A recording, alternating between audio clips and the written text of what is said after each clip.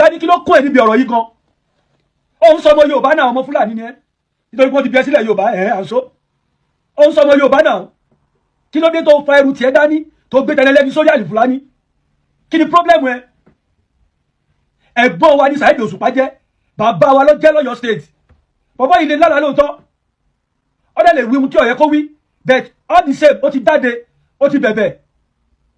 what is your problem àlè Fúlàní tó fi múra kókókó lórí ọ̀rọ̀ lọ́rọ̀ òun tẹ́tí láì fọmọ lọ́mọ oníkàwọn èèyàn mọ̀ wá kí síjọba ní ẹni sọ́lọ́pàá ní ẹni who are you tí wọ́n gan níṣẹ́ ṣe níṣẹ́ ni inú àwọn bàbá yín nílọrin nínú àwọn àfáà tó dá àwọn bàbá yín lọrin tó ti lọ ibi ìkànnà wà tájọ́ kò lórí àgàbá ìta sùn ají alóhun ti lọ kírun Sáúdí òun ti dé tí ó ṣe gọ́gàn gan ló ń ṣe yẹn ìyẹn á sùn ají alóhun ti lọ bá débi mọ́mọ́ ṣe mítìnì tí ó ṣe gọ́gàn gan ló ń dá aláàmọ́ ẹ rí kankan sọ sí yẹn tẹ bá wá rẹni tó bá wá from another state ẹ fẹ́ máa gbógun tì í kí ni problem àlè Fúlàní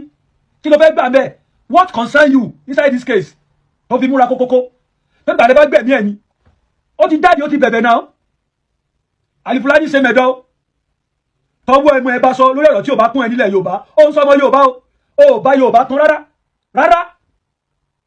má lu àǹfààní má lu opportunity kí wọ́n bí ẹ sílẹ̀ Yorùbá kó má fi dalẹ̀ Yorùbá rú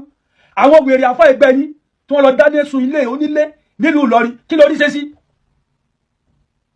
lórí ṣe sí àlè Fúlàní tó fi múra lórí ọ̀rọ̀ lọ́rọ̀ kókókó bí ẹni tó fẹ́ bá wèrè sùn ẹ ṣàgbéjẹmẹ́wọ́ o ẹ̀sùn agbẹjẹmọ́wọ́ ẹ mọ ohun tẹ́ ń ṣe láàfin pé gbogbo ẹ̀yin ìjọba èèyàn ọlọ́pàá wà nílẹ̀ Yorùbá àfáà tí ò bá ti níṣẹ́ ẹ kó ẹ tì mọ́lé tí wọ́n náà níṣẹ́ ní àlè Fúlàní all of you akéwù tọrọ jẹ ṣe níṣẹ́ ni fọwọ́n náà gbogbo yín ṣe náà wáyé tẹ́bí tẹ́tí láì fọmọ lọ́mọ tó nígbà tó bá kú ká tó jáde ká tó sọ̀rọ̀ ni enough is enough kí n Saheed Òṣùpá Akọ́rẹdé Kẹ́mi Ológun ìkè òní sẹ́yìn aburú ó kéré ó tóbi kò ní ṣẹlẹ̀ sí yín ẹjọ́ ẹjẹ̀bùrí àwọn olùgbẹ̀bẹ̀ ẹ forí jì ọlọ́pàá mẹ́ta àwa mọ̀ pé ẹ bínú torí kò sẹ́ni tó gbọ́rọ̀ lẹ́nu yín àlè Fúlàní ló fi ti ẹlẹ́ ló ń gbọ́ tẹni ẹlẹ́ni torí pé kò níṣẹ́ kí ló dé bàbá yìí ti pè ọ́ prophet ó bá ẹ sọ̀rọ̀ ó tún gbé ọ̀rọ̀ rẹ̀ ó gbé sórí mídíà ó ní kó máa wá kiri sí tó bá mu sí kó pa ni àbí kí ló fẹ́ kó ṣe fún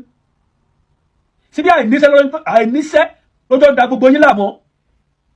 tẹ́ bá níṣẹ́ ni ẹnìkan ò ní sọ pé òun rí nẹ́sẹ́ nìkan ẹ̀yin ò ríran níjọ́ tí Nàìjíríà wà ní 24 hours light ẹ̀yin ò ríran níjọ́ tí Nàìjíríà wà ní good road ẹ̀yin ríran pé nìkan máa kú gbogbo yẹn wáyà láì níṣẹ́ ẹ̀ ń domi àlàáfíà lúrú àlè Fúlàní dẹ́dẹ́ mi rà ọ́ má tẹ́tí láì fọmọ lọ́mọ mọ́ kò sàgbéjẹ́ mọ́wọ́ ó ń sọmọ Yorùbá ò bá Yorùbá tán má lu opportunity kan bí ẹ sílẹ̀ Yorùbá kan má dalẹ̀ Yorùbá rú what is wrong with you kí ni problem ẹ lọ wáṣẹ́ náà wàá jókòó àgbàlagbà wàá jókòó oníṣẹ́ wàá jókòó lórí mídíà látàárọ̀ súnlẹ̀ wàá máa rojọ́